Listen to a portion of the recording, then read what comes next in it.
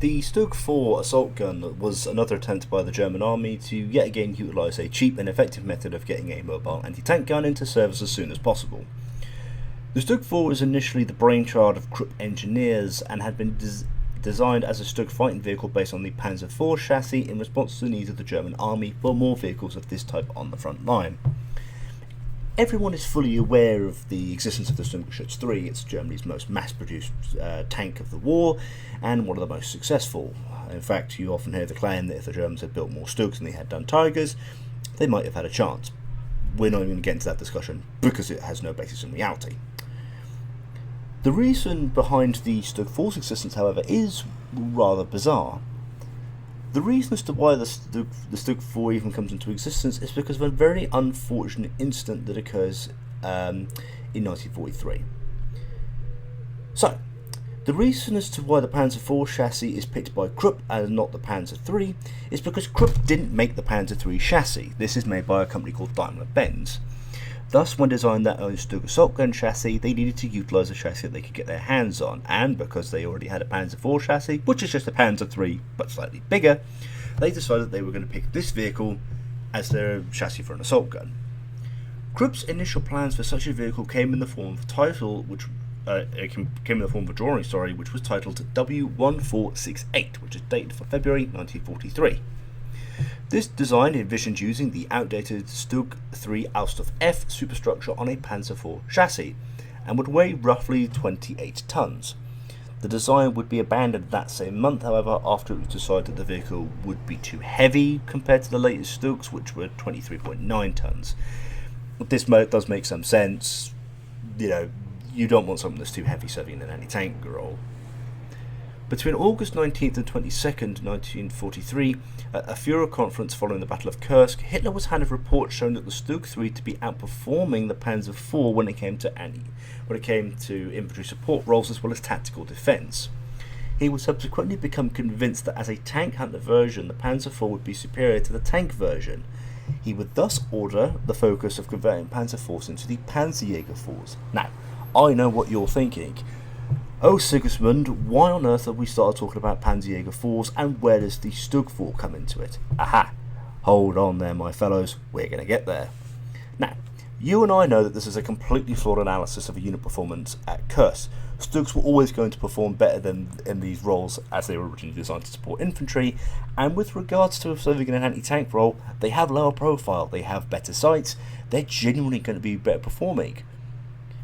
Regardless, despite the attempts by Hitler to pretty much wipe out Panzer IV production, they would still be seen in service at the end of the war. They would still be produced up until the end of the war. The initial plans for the Panzerjäger IV, however, which is where we're going to get to, was rather difficult. Panzerjäger IVs were to have the prototypes delivered as soon as possible, which would subsequently lead them to be tested as early as October 1943. The sudden appearance of the Panzerjäger IV and the development of a version with the 7.5cm L70 gun should have really seen the StuG IV never exist. But then in November 1943, something happens.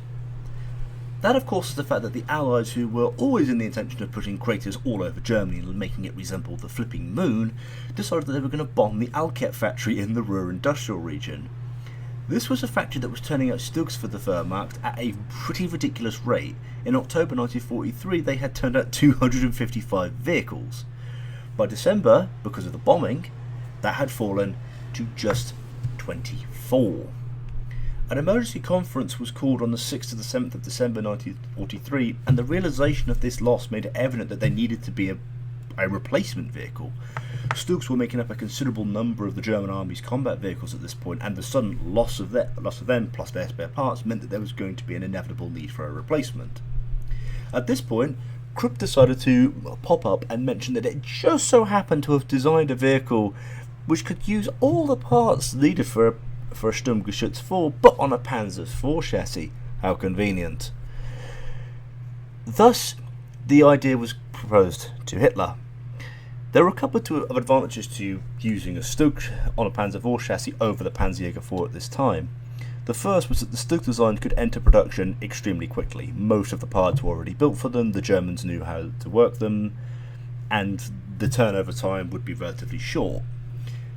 The second was that the StuGs could be built more quickly, as like I said, many of the superstructures are already built, they're already there, a lot of them had avoided destruction at the Alket factory, and so they were just going to be genuinely ready quicker.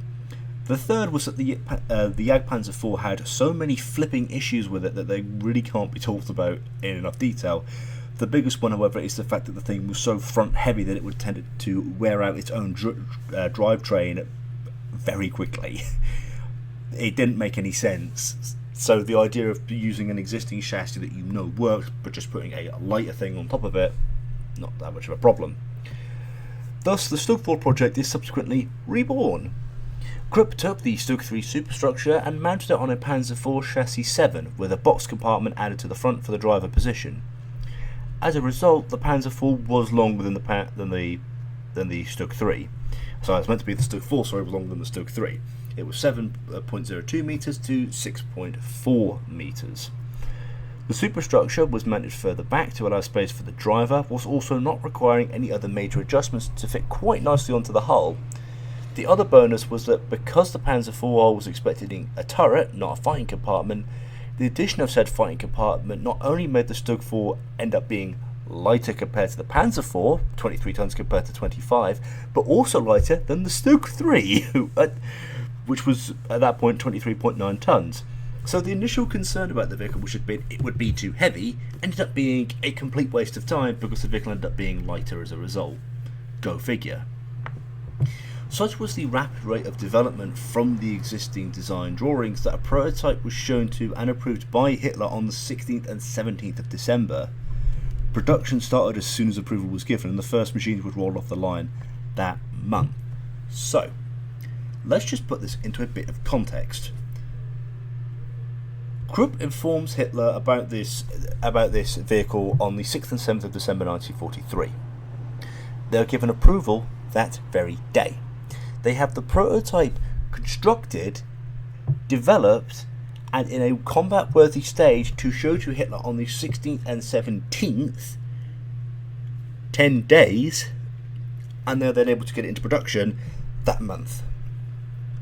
You can see why the Sturmgeschützes are so beloved, but also why the StuG IV itself is a ridiculously good vehicle.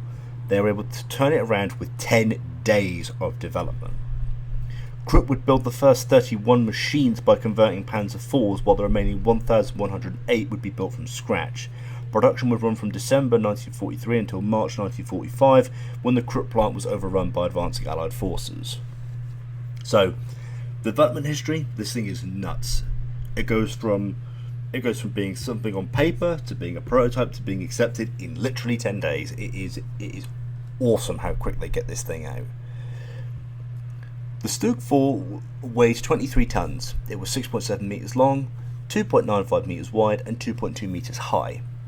The machine would use the Maybach HL120TRM engine, which was used in the Panzer IV, giving the tank 268 horsepower for a maximum speed of 38 km per hour. With a fuel capacity of 430 litres, the tank had an operational range of 210 km or 130 miles on-road and 120 km or 75 miles off-road. The armour of the StuG IV was similar to that of the Panzer IV, whilst also being better armoured than the StuG III in many places. The frontal hull and superstructure were both 80mm thick, being sloped at a 14 and 10 degree angles respectively. The hull sides were 30mm thick with no slope, and the superstructure sides were 30mm with a 10 degree slope. The rear of the hull was 20mm with a 10 degree slope, whilst the rear of the superstructure was 30mm thick with no slope. The gun mantlet, known as a Saukov blender, I think, and was basically a piece of thick cast iron that was shaped in such a way to make penetrating it nearly impossible from any angle, which was designed to keep the gun bridge safe from any damage. This is just a giant thick piece of cast iron, and it is. If you've ever seen an image of have you ever seen the image of a StuG IV? I'm going to put some of them in the video, obviously. You will see just how ridiculous these are. You can imagine being a Sherman or a T-34 gunner and just hitting this thing and it just going, nope, nope, nope, not today, buddy, goodbye. In terms of armament, the StuG IV was armed with a 7.5cm StuG 40 L48 cannon. This is the same gun that's used on the StuG III and what was being used on the early versions of the Jagdpanzer IV. Even as the war came to an end, this gun was still more than capable weapon in the hands of a good crew. T-34s, Shermans, ISs from the side, you're going to deal with most of them rather capably. Say Cromwell's. Only thing I could think of that really you would struggle with is probably Churchill's. I don't really count the Pershings, they're seen in too few numbers. It was able to traverse 20 degrees either way, manually operated by hand, making it incredibly stealthy. It could also elevate up to 20 degrees and depress as much as 6 degrees, making hull-down fighting not entirely useless. Ammunition stowage was 63 rounds of ammunition, with the gun capable of firing a mix of armor-piercing ballistic capped, armor-piercing composite rigid, high-explosive anti-tank, and high-explosive rounds. The sights fitted to this main armament was the SFL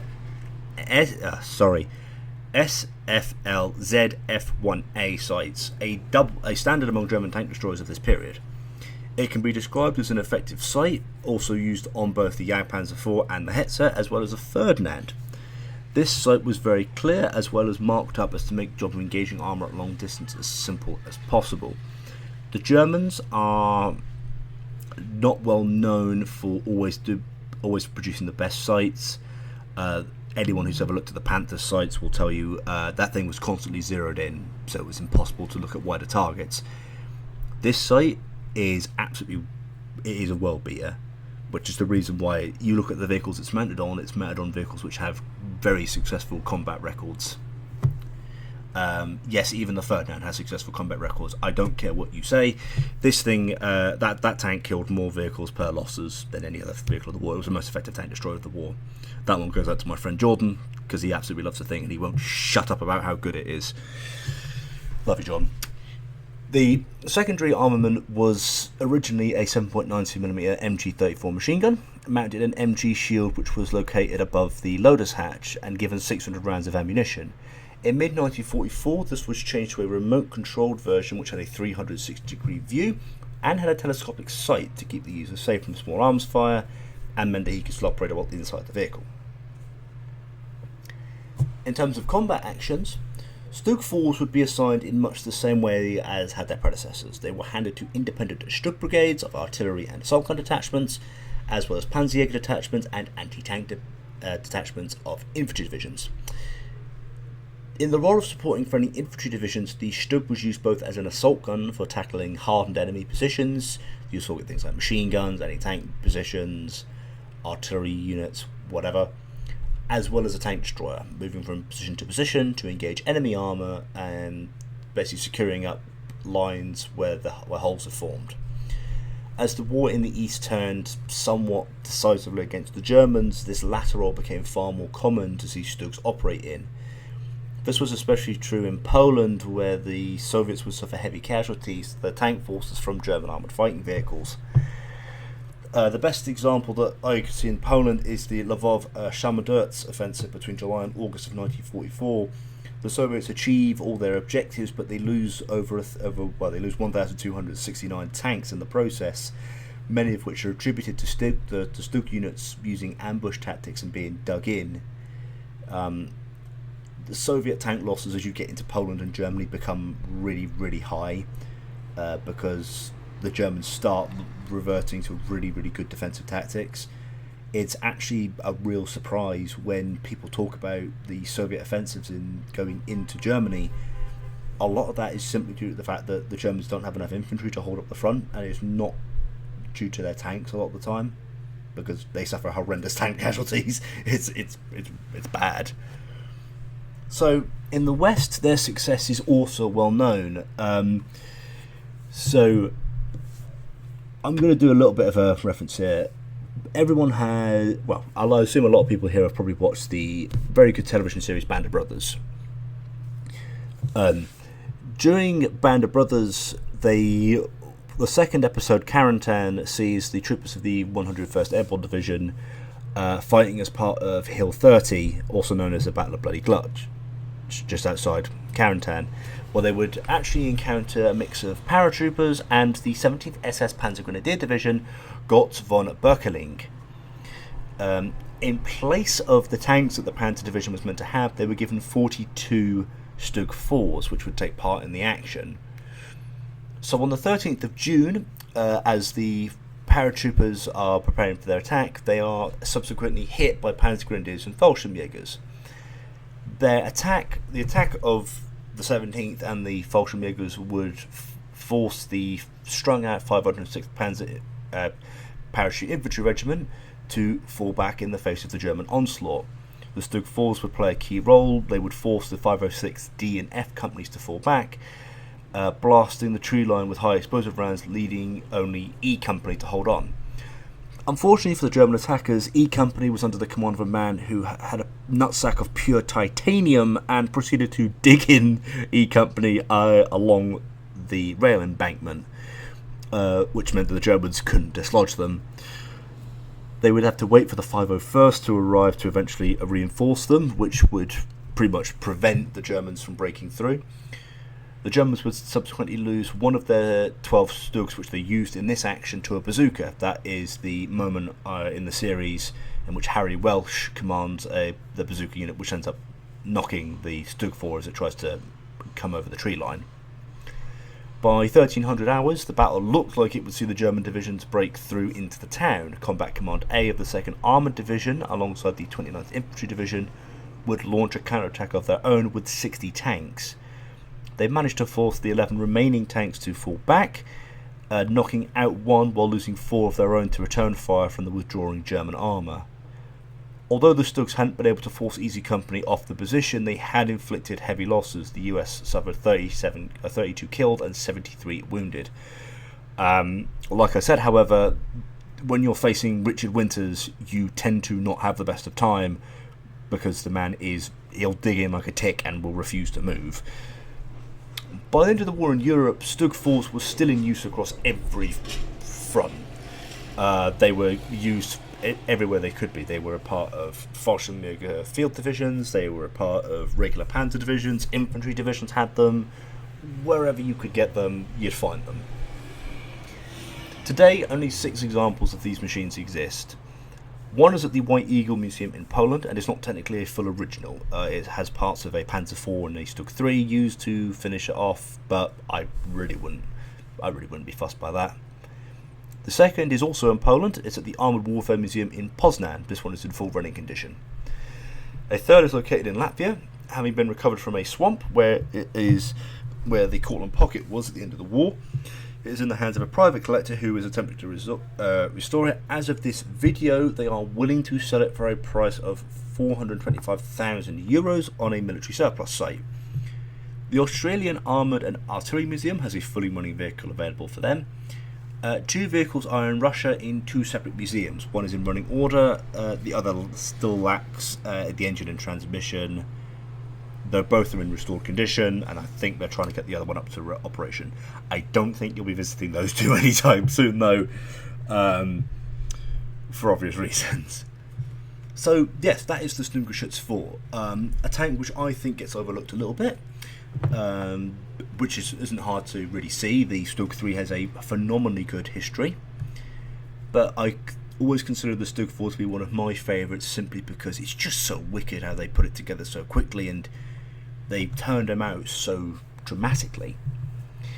So yes, thank you very much for watching today. I hope to get another video out very, very soon. Please like and subscribe and comment down below what you'd like to see. Thank you very much, and I will see you on the next one.